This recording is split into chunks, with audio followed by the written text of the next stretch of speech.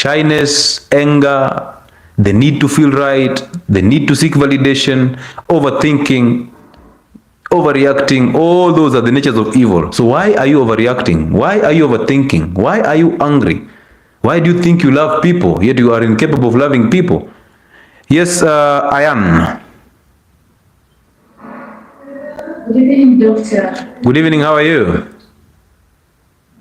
I'm good, thank you. How do you know you are good? Actually, I'm not good. How do you know you're not good? Because this conversation is triggering me right now. Oh, okay. So allow me to ask you, who has control over your emotions? Myself. So how is this conversation triggering you when you have control over your own emotions? Because I'm trying to, I don't understand. How do you overcome and forgive your mother? Yes. This is what is confusing me. Okay. And you're saying it, but I'm not getting it. Where are you talking to us from? I'm in UAE. Okay. Were you raised by both parents? No. Who raised you? I grew up in an extended family, but I went to be with mom when I was around 10 years. Oh, so what do you mean by extended family? Of course, my mother left us with my father. So you were raised by your father to the age of what? Then my auntie, then my father died, then that's when I went to stay with my mom. So allow me to get this clearly, that you were born and you started being raised by both parents, and then your mother left your father. Yes. Why did she leave?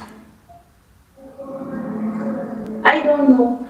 So she left your father, and then you were left with your father. Yes. And who is this you're calling auntie? My auntie is a sister to my father. Okay, so you are raised by your father and your auntie for 10 years, and then your father died. Yes. And then now you had to break from your auntie and go and rejoin with your mother.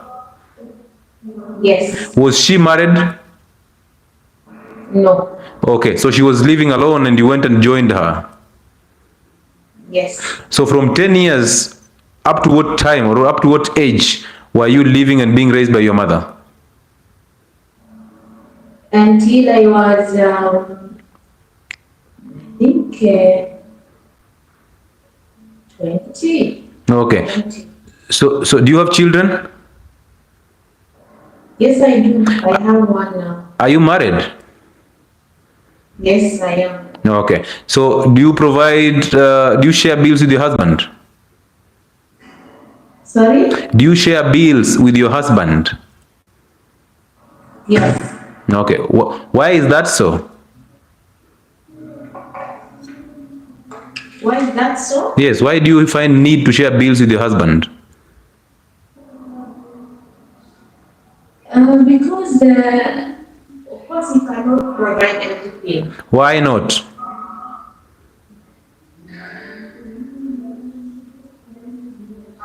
It will be overwhelming for him. How do you know that? Did he tell you that? Yes. Oh, so he told you if you don't work and bring in something, you guys will have problems because he will not be able. Tell me if you don't work. Okay. He found me working. He found you working? Yes. Okay. And did you know he's unable to provide for you exclusively, even when he found you working? Yes. And then what happened along the way? No. I knew he cannot provide everything. So you knew it from the word go, and you still got married to him? Yes.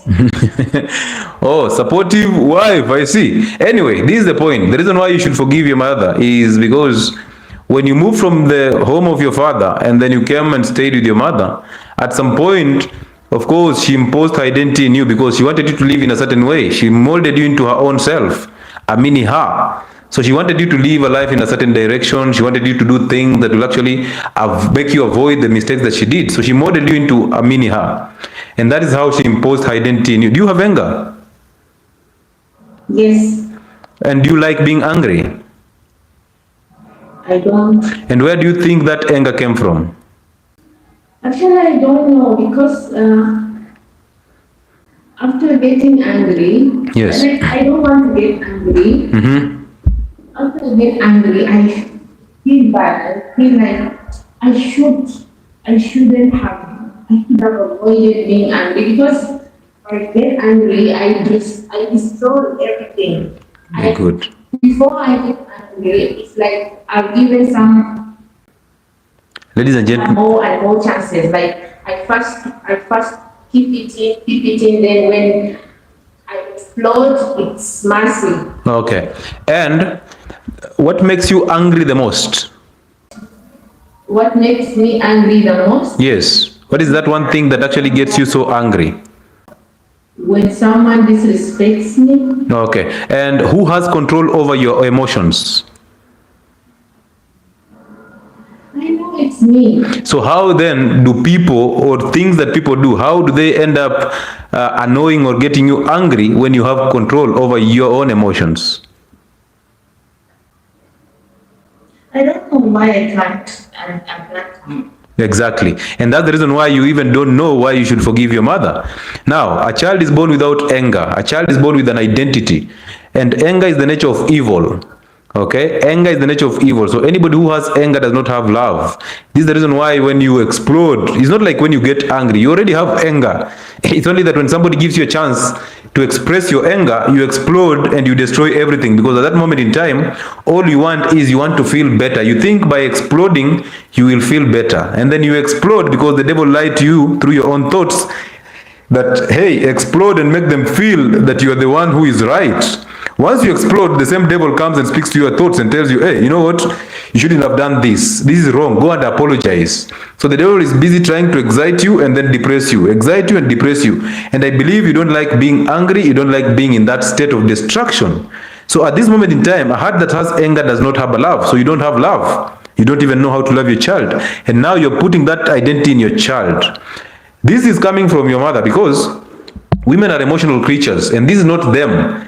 This is the spirit that inhabits them, the spirit of evil that has built a home in these women. So it makes sure it plays with the emotions, and they will never be in a stable way. So sometimes, and actually most of the times, mothers tend to turn children against their biological fathers. The beauty about your story is your father passed on, but you see, your mother ran away from your father. So your mother attracted a man who got her pregnant, and she started resenting the man because she realized this was not my choice. But she gave her her womb. So this was actually her choice. This was a mirror reflection of who she is. And she was messed up by her parents. So she ended up attracting a false identity from her mother, and that identity helped her attract a feminine man, a man who would not provide, a man who was emotional. And she got tired and ran away, and she resented the man. And now when she ran away, you are left in between hanging, because a child is better when she's raised or he's raised by both parents. So you became unstable, because your father was weak and your mother was angry. Now, when your father died, you moved to your mother. And that's where the conditioning came in, because most of the things that you know as a woman, you were taught by your mother. And that teaching is the exact thing that is called conditioning. So she was trying to remodel you into her own image. And that is evil, because that is her imposing her identity in you. So for you to get your own identity back, that is the reason why we forgive our mothers, so that we overcome them. Once you overcome them, that false identity, that anger gets out of you, and then you're filled with the spirit of good, and you do the right things. Now anger is gone, and now you become a member of love, and now you can love people around you. But until that happens, you will think that people get you angry, but the real sense is you just have anger inside you. And you don't like having that anger inside you. But you allow the spirit of the devil to control you through that anger and those emotions. So it's your problem. You need to go and forgive your mother to overcome her. Once you've done that, you will get your identity back. And once you have that identity, all the anger, the emotions, the overthinking, the insecurities will be gotten out of you, and you'll be filled with the spirit of righteousness, and now you'll have an identity of the right. So whatever you'll be doing will be coming from the spirit that is inside you. Okay? So everything you'll be doing will be a guidance from the revelations of the spirit that inhabits you. And you will only do what that spirit says. And that's the reason why we forgive our mothers. Right, though. But where do I start? How do I forgive her? Amazing. Good question. Simply face your mother. Do you live with her or you're away from her? I'm away from her. Do you talk frequently, or it's a rare talk? No, we don't talk now. Why don't you talk? Even adults, she still hurts me. Your mother cannot hurt you. It is you who hurts yourself by expectations, through the expectation that you expect from your mother. You are resenting her, you expect her to love you and accept you, but she doesn't want that because she's seeing your father through you. So she doesn't like your father. That's why she doesn't like you. And that's why you're having all these hiccups. So your role is not to be accepted by her. Your role is to get your identity from her. So simply pick up the call and call her and tell her, hey, mom, I have been resenting you for no good reason and I apologize. Those are very few words. Give her about 10 seconds to respond. If she doesn't respond, hang up and keep moving. Now you'll have your identity already. But you have to face her and overcome her. So you have to give her a call or face her physically. And then you tell her, hey, I realized I've been resenting you for no good reason. I apologize. Once you say that, God sees your struggle to find your own identity. He will get the anger and emotion and doubt and fear out of you. He will fill you with love. And through that, you'll know how to love your child. Thank you, doctor, because I don't want to be the same mother to my son. Exactly. So, yeah, that's the point. And you see, you should actually do that for the sake of your son and also for the sake of your marriage. Because immediately you have an identity, you'll know how to behave before a man. So you'll know how to actually behave before your husband. Yeah. Thank you, doctor. You're welcome. It's amazing to have this conversation with you. Thank you. Good. Every single one of us deserves better.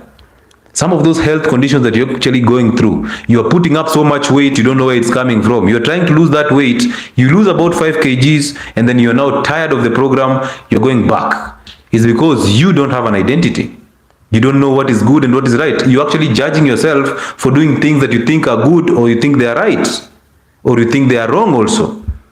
But that is not you. That is the spirit of evil trying to control you through your own thoughts. I've told you before, doubt every single thought in your head, because all those thoughts in your head are evil. They are not your thoughts. They are what people have put in your head, and they have made you believe that you are a very evil person or you are a very good person. So they send you on an ego trip. And when you go on an ego trip, you become more evil because you now start creating judgments and opinions about everything around you. You are in the world, but you're not of the world.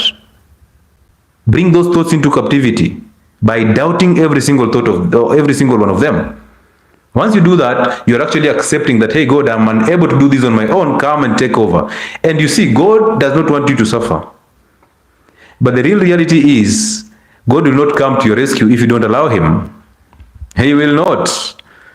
So most of you are just suffering because you don't have an identity. Okay? Amazing. Doc, this is Joel Mikereti. Doc, sijawahi muona babangu since nizaliwe. I'm always in anger because mamangu ni mkali ka simba. I'm divorced and always depressed. Please help. Very perfect example.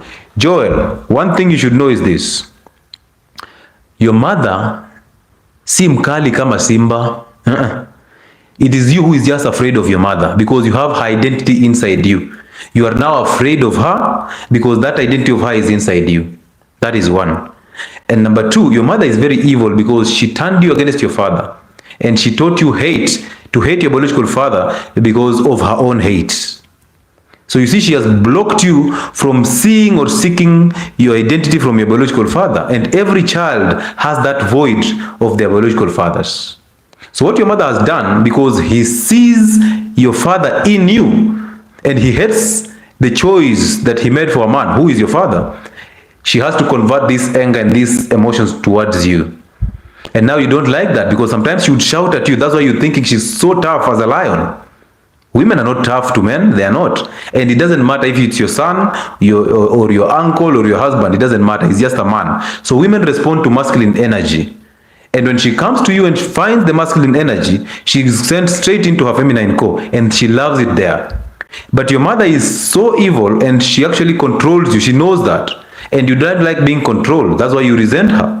That's why you have anger. So you resent her and you attract her identity. You actually take up her identity and you become as evil as her. This is the reason why you ended up attracting a woman who is just as chaotic as your mother in a marriage. That's the reason why you are divorced. So it's not by chance you are divorced. No, it's because you are divorced because you have an identity of a woman. So the woman that you attracted did not also have an identity, but she ended up resenting you more because you sounded feminine, because inside you, you have an identity of a woman. So for you to overcome your mother so that you can actually lead a healthy life, simply go and face your mother and tell her, hey, I've been resenting you for no good reason and I apologize. Now you see, most men are afraid and they hate their mothers. That's the reason why they are unable to correct women. Women love a man who can actually correct them, who can lead them. But you can't lead a woman if you're afraid of that woman. If you're afraid that she will leave me. When you're afraid that she will leave you, you're already exposing your insecurities. And remember, this woman relies on you for security. But immediately you expose that insecurity, because that's a woman's nature. You expose that insecurity to her. She senses that insecurity. She feels you are feminine. And now it becomes chaotic. That is a marriage for two women. So she feels that. And then she starts to resent you because you're weak. When she resents you, she becomes as evil as you are. And now the marriage breaks. And if you have children, she will turn this anger into these children because she will be seeing you in these children. And because she hates you and she cannot do anything about it, she turns that anger into these children and she destroys these children. Because she turns them against the biological fathers. And that is a problem. So the only thing you need to do, Joel, face your mother and overcome her, because that nature of fear inside you, that nature of anger inside you is an evil nature. And until you overcome that, life is not going to work for you. I'm telling you the truth. So gather some courage, go and face your mother and tell her, hey, I realize I'm resenting you for no good reason. I apologize. Those statements are enough. And do not care about what she'll say. Do not want to be accepted by her, because that's you being needy.